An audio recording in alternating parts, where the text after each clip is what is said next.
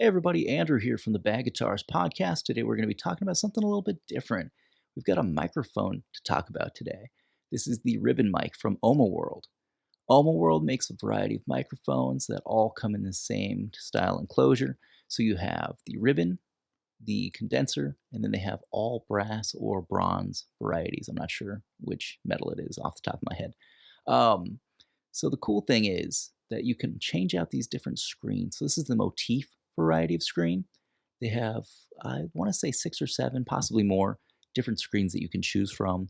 The sound has to pass through the screen to hit the ribbon, so you get subtle differences depending on which screen you have, and it's really cool that they're modular where you can interchange the different screens. Um, well, we should jump on into this thing. I ran it through a few different things. So we have drums as an overhead.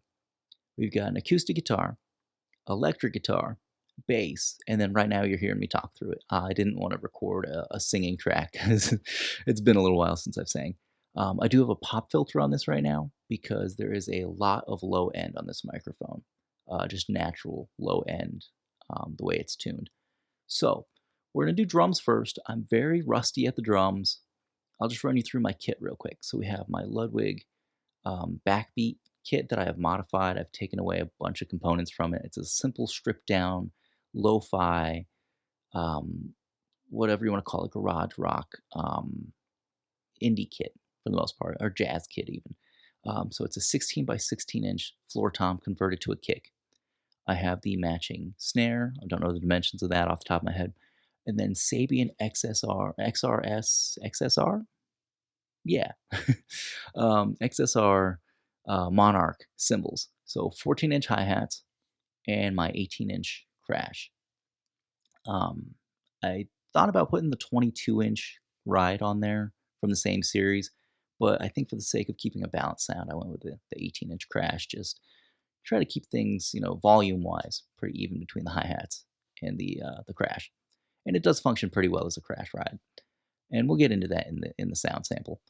Like I said, my drumming is rusty, so we're going to jump on in. I've got an SM57 on the top of the snare, another SM57 on the bottom, a Shure Beta 52 on the kick drum, and then the Motif ribbon mic is going to be a little bit lower than most people probably set their overheads, but it is a small minimal kit. I'm playing fairly quiet. So I'm going for like a nice lo-fi mix. I'm not looking for a super high fidelity thing. I think the ribbon really captures the kit very well, and more so than if I had a condenser up there that would probably just be getting blasted with the cymbals and not picking up anything else.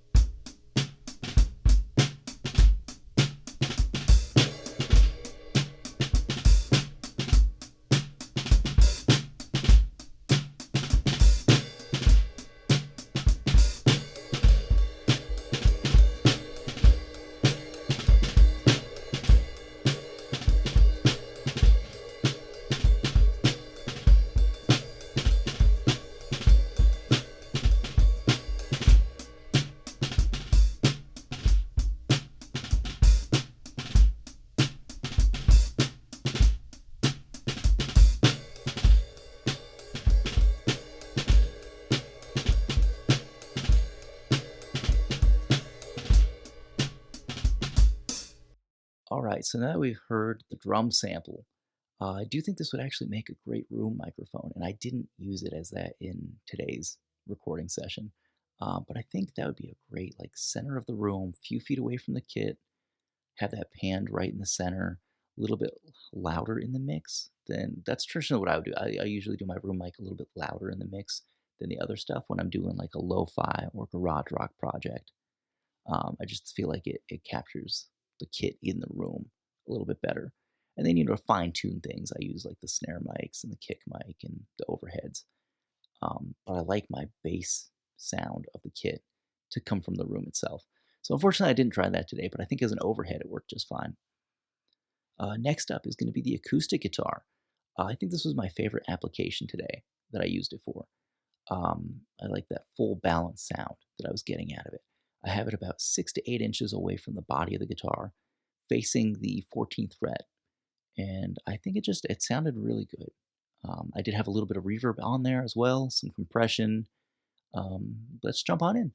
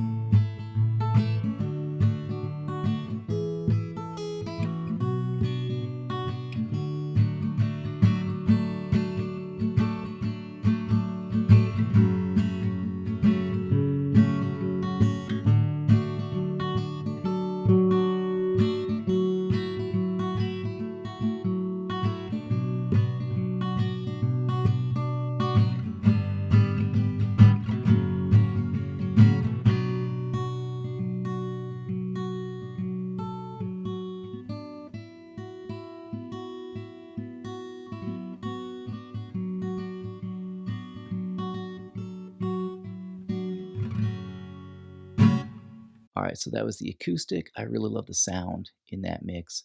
I also really love that guitar just in the room. That is my grandfather's Sigma by Martin DR41.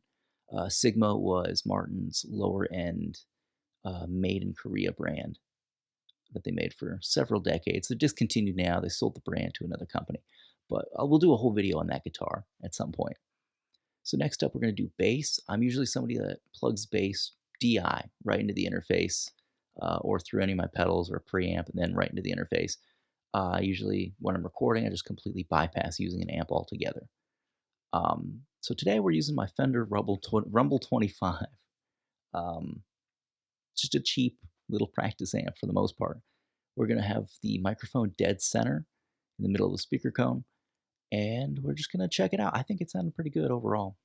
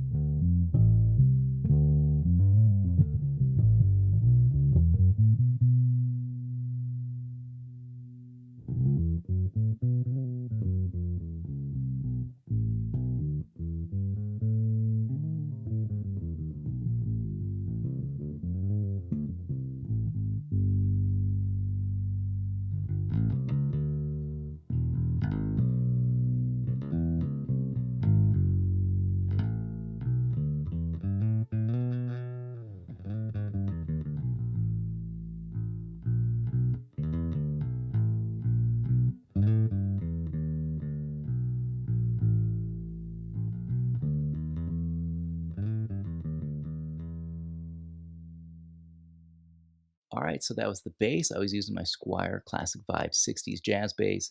You heard a few different clips there where I was using the I would say neck pickup, but it's actually like the middle pickup, which is like the P bass placement of the pickup. I was using that for a little bit with the tone all the way down. Turn the tone back up. Turn on both pickups. Got more of that jazz bass sound. Used just the bridge pickup for a little bit, and then messed around with the tone knob. So good variety of sounds there. I have flat wounds on that bass, so if you heard any rattle going on, it's not the microphone. That amp can't really handle the flat wounds very well. So I just want to give you guys an honest sound of what it was like with my amp with that microphone. And overall, I think it actually sounded pretty good. Next up, we have the electric guitar. I'm not using any pedals today. I just did the Squier Classic Vibe Starcaster, which I recently modified in one of my last videos. We're running that just direct into my Fender Bassbreaker 15 amplifier. We're starting off clean with reverb, just the amp reverb. And then later on, we're going to turn up the gain and hear a little bit of that.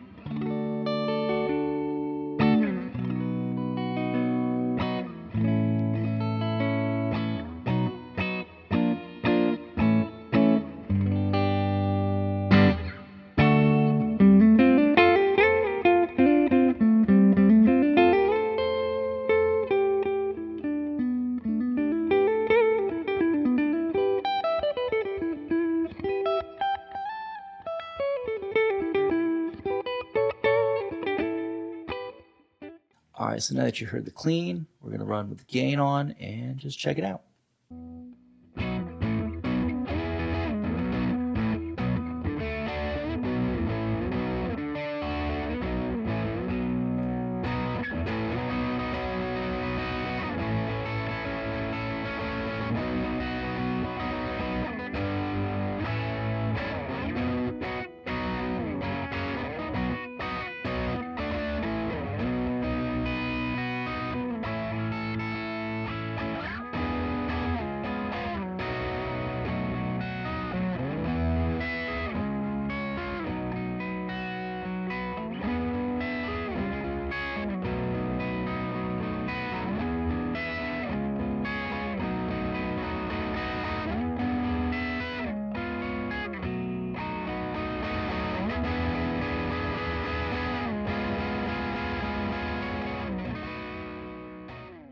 All right, everybody, so that is the Ohma World Ribbon mic.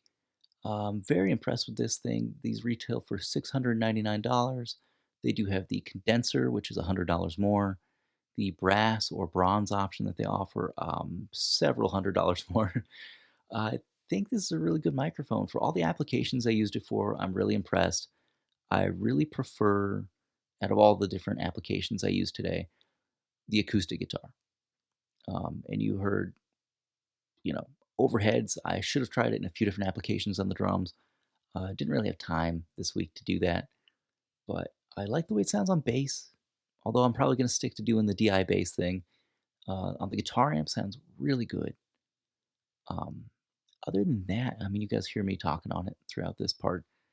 I think it's a really good microphone. If I were to hold on to this, I would probably try it out as a room mic for my drums, try it on different amplifiers, try to record an actual like vocals for a song, see where it goes from there. But so far, I'm really liking this. I've got a few more days with this thing before I have to make a decision, so we'll see where that goes. But if you like the video, please like and subscribe. All that good stuff, as I say in every video.